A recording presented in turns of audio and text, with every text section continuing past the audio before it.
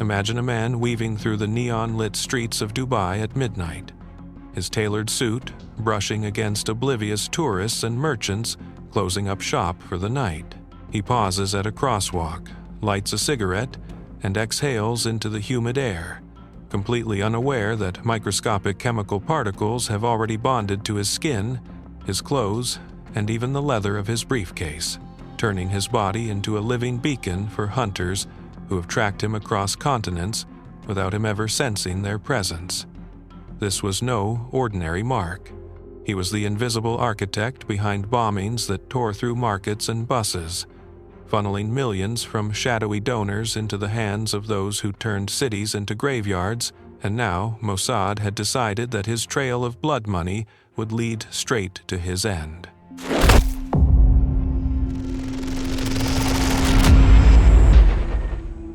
In the shadows of global finance, where wire transfers vanish into digital ether and shell companies mask the flow of terror funds, this financier had operated for years as a ghost, evading Interpol, the FBI, and even his own paranoid security detail. But Mossad, Israel's legendary intelligence agency, born from the ashes of the Holocaust and tempered in the fires of endless conflict, saw through the veil with a method so ingenious it blurred the line between science fiction and cold reality.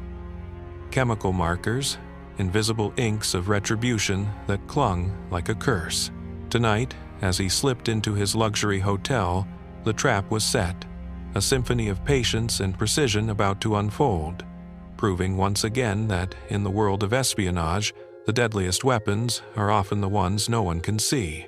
This story uncovers how Mossad turned chemistry into a scalpel of justice, stalking a terror paymaster from boardrooms to back alleys until the moment of elimination, revealing the hidden mechanics of a war fought not with armies, but with molecules. What drove them to this extreme? How did they pull it off without a trace? And what does it say about the shadows where nations wage silent battles for survival? Stay with us as we peel back the layers of this operation, step by calculated step. The man at the center of this story was no soldier or battlefield commander. He was often seen shaking hands with dignitaries, signing contracts, and managing vast portfolios. Yet, behind that polished exterior lay a man who had become one of the most dangerous facilitators of terror financing in the world. Over the years, Israeli intelligence pieced together his identity. A financier who operated through a complex web of offshore accounts, front companies, and digital currencies. His money underpinned terror cells that carried out attacks in cities from Jerusalem to Paris, turning innocent lives into collateral damage in a war no one wanted to name. He thrived in the murky underworld of international finance, a place where rules blurred and accountability was a foreign concept. His financial empire grew quietly, masked by legitimate businesses and fortified by layers of secrecy. What made him particularly elusive was his ability to stay many steps ahead of law enforcement, changing locations frequently, using encrypted communications, and relying on trusted lieutenants to handle daily operations. Each time one network was exposed or money seized, new pathways emerged, fueled by his cunning and a determination that seemed almost unshakable. For Mossad, catching him meant more than just disrupting funds. It was a mission to dismantle the lifeblood of terror. They watched as he orchestrated transactions that supported suicide bombers, weapon purchases, and training camps. To the intelligence community, he was a high-value target whose death could send shockwaves through multiple terror organizations. His capture or elimination would not only interfere with ongoing plots, but also serve as a warning. No shadow, no matter how deep, could hide forever. In the months leading up to the operation, Mossad agents tracked his movements with surgical precision. Surveillance teams monitored his every flight, hotel check-in, and meeting. But it was the innovative use of chemical markers that gave them real-time tracking ability with minimal risk of detection. These invisible markers became the silent thread tying together all the data points, transforming intangible intelligence into actionable leads. This was a new era of espionage, a fusion of science, patience, and keen psychological insight meant to outthink a man who thought himself beyond reach. This operation was not just about eliminating a single target. It was about disrupting a network that thrived on secrecy and invisibility, exposing how terror financing operates beneath the surface of global commerce. It underscored the lengths to which intelligence agencies must go to confront an enemy who uses money as a weapon and anonymity as armor. At the heart of this operation stood a Mossad team leader known only by his code name within the agency, a man whose career spanned 3 decades of relentless pursuit in the shadows of Middle Eastern conflict. He had joined Mossad in the early 1980s, fresh from military service where he lost his closest friend to a bus bombing financed by networks much like the one they now targeted, an event that forged in him a steel resolve, tempered by personal grief, yet never clouded by vengeance alone. Over the years, he orchestrated dozens of high-stakes missions from hostage rescues to cyber infiltrations, earning quiet respect among peers for his ability to blend unyielding strategy with the empathy needed to keep his teams intact amid the moral weight of their work. Supporting him was a small cadre of chemists from Israel's top-secret research division, specialists who had previously developed non-lethal agents for crowd control and now turned their expertise to the dark art of invisible pursuit. One chemist in particular, a woman whose family had been shattered by rocket attacks funded through similar channels, poured her scientific precision into crafting markers that mimicked everyday compounds found in perfumes and lotions, ensuring they would evade airport scanners and sniffer dogs alike.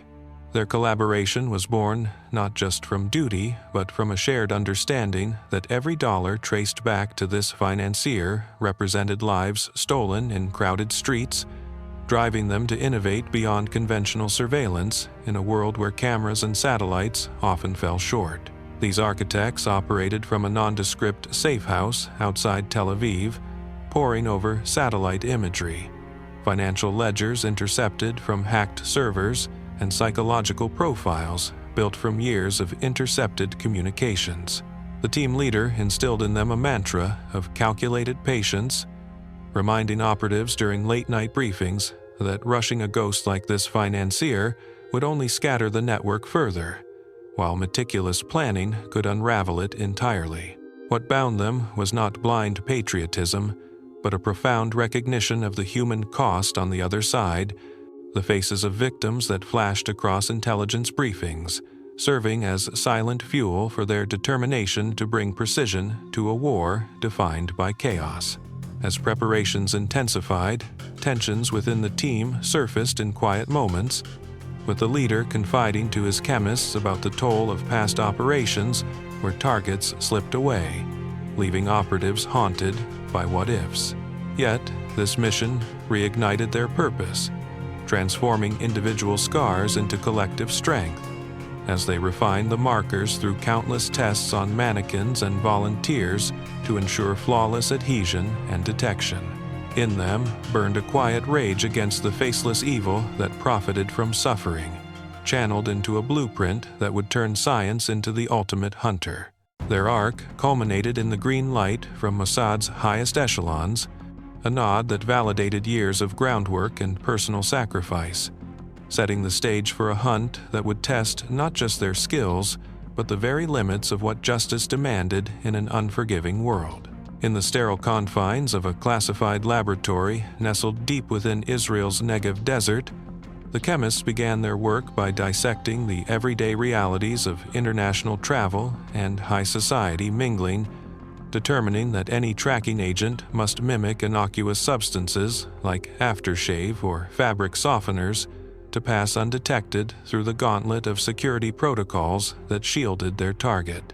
They engineered a compound from synthetic polymers and fluorescent derivatives, odorless and colorless under normal light, designed to bond molecularly with skin oils, hair fibers, and synthetic textiles upon the slightest contact, remaining viable for up to 6 weeks despite showers, dry cleaning, or exposure to harsh environments. This marker activated only under specific ultraviolet wavelengths or proprietary handheld scanners, invisible to the naked eye or standard forensic tools, allowing Mossad teams to monitor proximity from distances of several meters without alerting even the most vigilant bodyguards. The application method was as ingenious as the science itself. Devised during simulated scenarios where agents posed as waitstaff or conference delegates, slipping the substance onto napkins, door handles, or even circulated business cards during a high-profile economic summit in Geneva that the Financier attended annually. Delivery required split-second precision, a brush of fingers during a handshake, a contaminated pen passed under the guise of collaboration, or mist dispersed from a modified perfume atomizer in crowded lobbies, all calibrated to transfer just enough for persistent tracking without triggering olfactory or tactile suspicion. Rigorous testing phases involved ultraviolet chambers and mock pursuits through urban mazes, refining the formula until it withstood sweat, rain, and abrasion while emitting a faint, unique spectral signature that Mossad scanners could isolate amid background noise. What elevated this from mere gadgetry to a cornerstone of the operation was its integration with existing intelligence frameworks, where the markers fed data into algorithms, predicting movement patterns based on historical financial trails and intercepted chatter, turning passive surveillance into a dynamic web of anticipation. The team iterated through over 200 prototypes, discarding those that faded too quickly or glowed under unintended lights, until the final version achieved near-perfect reliability, a testament to how Mossad fused cutting-edge chemistry with the gritty pragmatism of field operatives who knew one flawed molecule could doom the entire endeavor. This weapon of invisibility not only tracked but psychologically isolated the target, as his routines unknowingly painted a trail for those closing in. By the time deployment neared, the markers had transcended their laboratory origins, becoming extensions of the team's will, ready to cloak the Financier in his own undoing during that fateful encounter at the summit where a single touch would ignite the global hunt. Once the chemical markers were in place, the operation shifted gears from preparation to relentless pursuit, turning continents into a chessboard where the hunted Financier was the king, still unaware that every move was anticipated. The first trail led from the summit in Geneva, where Mossad agents observed him departing under the thin cover of a medical emergency, the faint glow from the marker scanners confirming his exit route through quiet corridors and taxi rides into the labyrinth of the city. Surveillance teams spread across major hubs from Zurich to Istanbul, using handheld UV devices to scan crowds in airports and public spaces, their tiny trackers following him like a whisper on the wind. Unlike electronic surveillance, this method bypassed encrypted devices, firewalls, and the masks of counterintelligence, making the invisible visible. From Europe, the trail extended to Dubai, where the Financier frequently vanished into a network of luxury villas and private jets. Here, Mossad's local operatives, embedded in the bustling city, used a combination of marker detection and traditional human intelligence to shadow his every meeting, silently intercepting couriers and tracing payments that hinted at new terror cells funded weeks before, highlighting how financial power translated into lethal action in real time. The stakes intensified as the target began noticing subtle quirks, unexplained delays, changes in flight plans, but remained oblivious to the chemical leash tightening invisibly around him. 3 months into the chase, intelligence gathered from marker reads revealed patterns of risk zones, revealing the Financier's preference for secluded locations over public spaces, forcing Mossad to adapt tactics for a hunt inside the shadows of villas guarded by armed sentries. Operations were coordinated with surgical precision. Small teams used infrared cameras, drones, and silent communications to monitor approaches, while tracking data fed into mobile command centers that adjusted strategies minute by minute. Despite the challenges, none of the operatives lost sight of the fundamental truth. This was a war of patience. where one mistake could lead to failure, or worse, an international incident. As the global hunt converged toward a villa on the outskirts of a coastal city, Mossad operatives prepared for the decisive moment. Months of unseen movements and chemical traces had isolated the financier from his usual strongholds, exposing him to the silent justice closing in from invisible angles. The hunt had turned the world into a labyrinth where no door or shadow could hide the source of terror, proving that even in the most fortified sanctuary, invisibility offered no true refuge. With the chemical markers painting an unerring path to the financier's secluded villa perched on a cliffside overlooking the Mediterranean, Mossad strike teams converged under the cover of a moonless night, their vehicles blending into the sparse traffic of a forgotten coastal road far from prying eyes or satellite sweeps. Intelligence from the final marker scans had confirmed his isolation inside the compound. His security detail thinned by weeks of disrupted communications and fabricated threats that drew guards away on wild goose chases, leaving only a skeleton crew patrolling the perimeter while he finalized a massive wire transfer in his dimly lit study. The assault began with silent breaches. Operatives scaled the outer walls, using grappling hooks muffled by custom silencers, disabling cameras and motion sensors with electromagnetic pulses that mimicked natural glitches, all while handheld scanners pulsed faintly to verify the target's exact position through reinforced walls. Entry into the main house unfolded like a choreographed shadow play, with two teams slipping through side entrances lubricated by aerosol solvents that dissolved lock mechanisms without a sound, neutralizing 3 guards in rapid succession through chokeholds and pressure points that ensured unconsciousness without fatal traces. The financier, engrossed in his laptop screen oblivious to the encroaching silence, looked up only when the door eased open to reveal the team leader silhouetted against the hallway gloom, his suppressed pistol already leveled in a motion honed by countless simulations. A single, muffled shot pierced the tension, striking center mass with precision that ended the threat instantly. The body slumping forward onto scattered financial documents that chronicled millions diverted to terror causes across borders.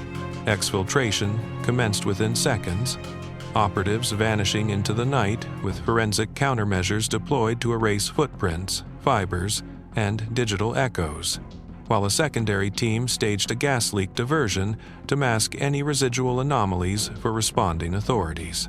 Back at forward operating bases, analysts pored over seized hard drives and marker-confirmed ledgers, confirming disrupted funding pipelines that starved at least 5 active cells of resources mid-operation, validating the mission's success beyond the elimination itself.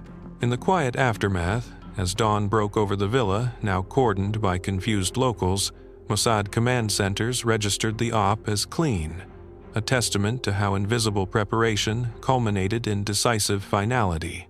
This strike was not mere retribution, but a calculated severing of arteries in the terror ecosystem, where one man's end rippled outward to stall plots and demoralize networks still piecing together the void left behind. In the weeks following the villa strike, terror networks worldwide felt the tremor of disrupted cash flows, with operatives in Gaza and Lebanon scrambling to explain stalled weapon shipments and unpaid recruits, as the financiers' meticulously mapped accounts suddenly froze under waves of international scrutiny triggered by anonymous tips from Mossad analysts dissecting the seized data.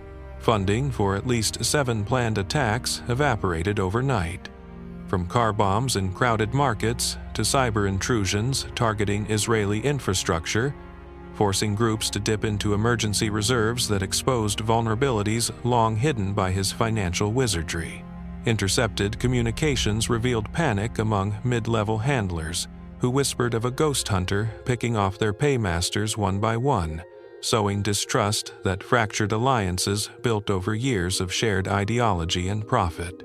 This operation fit into a larger mosaic of Mossad tactics refined over decades, echoing the elimination of Iranian nuclear scientists through remote bombs and the takedown of Hezbollah commanders via rigged pagers, where invisible markers and chemical traces emerged as a recurring theme in operations, blending science with surgical violence. Globally, similar patterns surfaced in CIA collaborations against al-Qaeda financiers in Yemen and MI6 pursuits of ISIS oil smugglers in Syria, suggesting a quiet revolution in asymmetric warfare, where nations turned to molecular espionage to counter enemies who thrived on dispersion and denial. The financier's demise accelerated sanctions on shell companies traced back to Gulf donors, drying up pipelines that had funneled hundreds of millions into jihadist coffers, reshaping the economic battlefield in ways conventional raids never could. Longer term, the ripple effects extended to policy shifts, with European banks tightening compliance on high-risk transfers and Arab states quietly cooperating to avoid becoming the next nexus, demonstrating how one precision strike could realign incentives in the shadows of diplomacy. Yet adversaries adapted too, investing in counter-forensic gear and decoy financiers, perpetuating an endless cycle where innovation begat countermeasures in the invisible arms race, defining modern counterterrorism. This event underscored a historical continuum from the 1970s Munich revenge operations to today's molecular hunts, proving that Mossad's edge lay not in overwhelming force, but in outthinking foes through layers of unseen precision. The shadows adjusted, but the void left by the financier lingered, a stark reminder that disrupting the money trail often proves deadlier to terror than any battlefield victory. This operation forces us to confront the razor edge between necessity and the abyss, where Mossad operatives crossed into the realm of state-sanctioned execution, using tools that turned human bodies into unwitting billboards for their own demise, raising profound questions about the morality of preemptive killing in a world where terror hides behind financial keyboards rather than rifles. The team leader, staring at the after-action reports in the dim light of a Tel Aviv debriefing room, grappled with the human toll on his own side, knowing that each mission etched deeper lines into souls hardened by necessity, yet forever scarred by the act of becoming judge, jury, and executioner in foreign shadows. Chemists who birthed these markers wrestled with their dual legacy, inventions meant to save lives now forever linked to death, pondering if the ends justified the ethical contortions required to wield science as a silent assassin. Strategically, the precision of chemical tracking elevated counterterrorism from blunt force raids to scalpel-like interventions, minimizing collateral damage while maximizing psychological impact on networks that now second-guessed every handshake and hotel stay, yet it also eroded the boundaries of international law, where sovereignty blurred into a free-for-all of invisible incursions. Critics argued that such shadows bred cycles of retaliation, empowering extremists with narratives of martyrdom while operatives lived in perpetual anonymity, their sacrifices invisible to the publics they protected. Supporters countered that in an era of lone wolf plots funded by cryptocurrency ghosts, traditional justice systems lagged hopelessly behind, leaving agencies like Mossad as the thin line, preserving fragile peace through methods too grim for daylight scrutiny.